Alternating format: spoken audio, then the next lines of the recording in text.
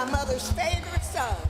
And she lived that life. She didn't want him to ride, so she had to keep driving herself. And when we live our life, we can't let the devil take control.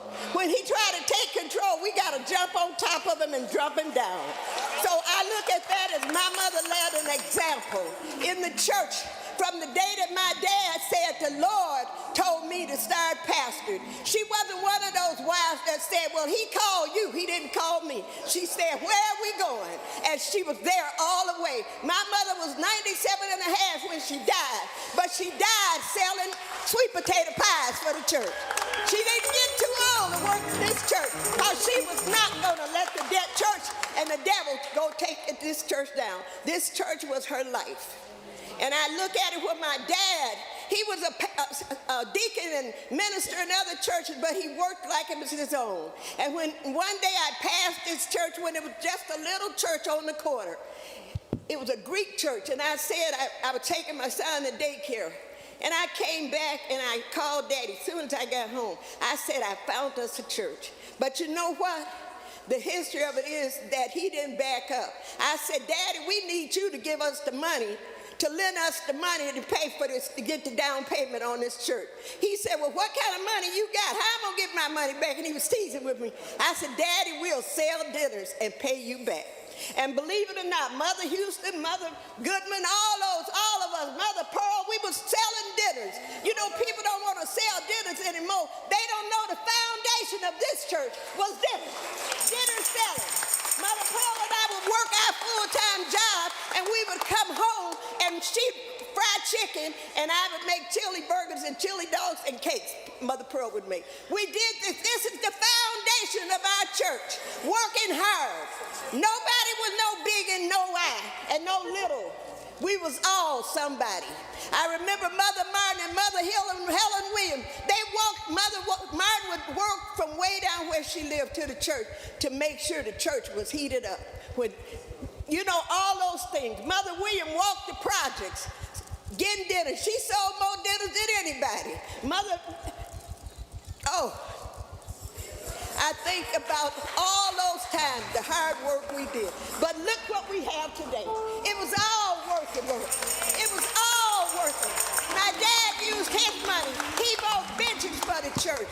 He bought whatever the church needed. He even got a guitar beginning. We didn't have music, so he got the guitar, and he would pluck on the guitar. But he plucked good enough we could shout. So I'm telling you, it's a miraculous thing that my dad could see this church today, to see that his work. And when he passed the mantle on, that his son didn't just sit down and do nothing. He helped bring it to fruition to where it is today. Hey! Woo!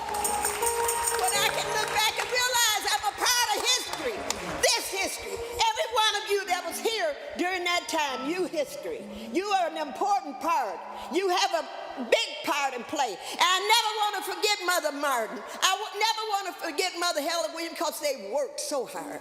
They were determined. Mother Helen Williams wasn't going to let nobody outsell her. She was whatever it was. All these things. So you look at this church now and you think, oh, it didn't just come here. But it took hard work. It took people that loved the church enough to give and sacrifice and not expect anything but the God of God to take care of them.